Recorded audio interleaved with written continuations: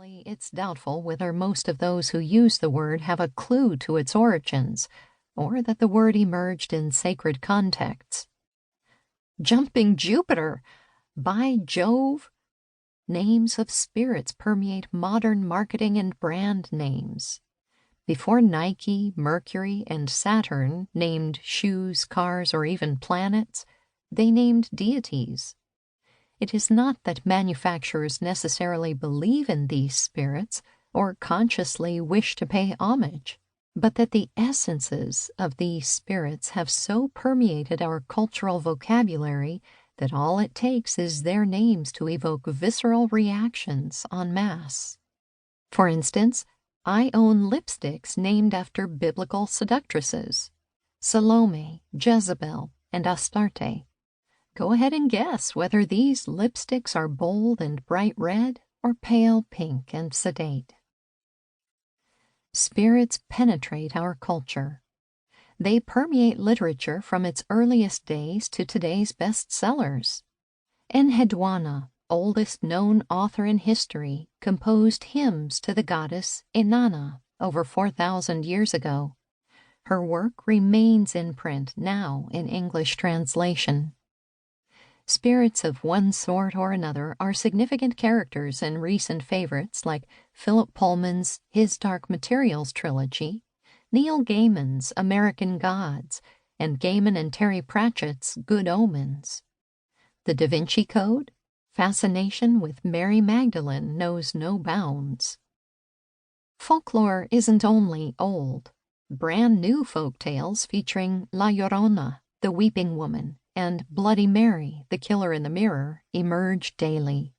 Hawaiian volcano goddess Pele is the subject of modern urban legends and old myths. Sometimes references to spirits are intended literally.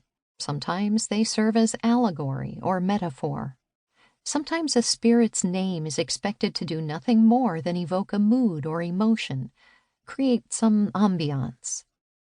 Maybe folklore can exist without spirits, albeit in truncated form, but mythology definitely can't.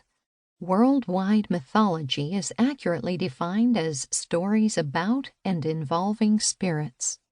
An entire literary genre, fairy tales, is named for a branch of the spirit world. Literary classics are populated by spirits: the Aeneid, the Iliad, the Odyssey, Faust, Macbeth, or the Tempest. So are comic books. Morpheus, the Erinnys, Uma, Circe, and Lilith are but a few of the spirits who prowl through their pages, as do Brunhilde the Valkyrie, the hammer deity Thor, and virtually the entire Nordic pantheon. Poems are full of spirits. Again, sometimes the allusions are intended literally, sometimes allegorically. Consider Edmund Spenser's The Fairy Queen, or Christina Rossetti's The Goblin Market, or various poems by William Butler Yeats. I'm pulling these out of the air, somewhat randomly, in no particular order. Thousands of others, maybe millions, could just as easily substitute. If you have a taste for classical culture, then you may know that the very first official ballet was inspired by the witch goddess, Circe. But it was the first of many. Other dancing spirits include La Sylphide's winged Scottish fairies, Swan Lake's secret swan goddess, and Giselle's willies, an alternative name for Vila, seductive, sometimes deadly forest fairies. Vila guest star in the Harry Potter novels, too. Spirits permeate opera. For starters, Undine, Maria Padilla, Ariadne of Naxos, and Richard Wagner's entire Ring cycle. Speaking of rings, spirits are intrinsic to the plots of J.R.R. Tolkien's Lord of the Rings and the Ring series of novels, movies, and manga. Styles of art, literature, and music may come and go, but the spirits are eternal. They pervade popular music as completely as classical. Stupid Cupid, Cupid Draw Back Your Bow, Venus, a hit song twice years apart for Shocking Blue and Bananarama.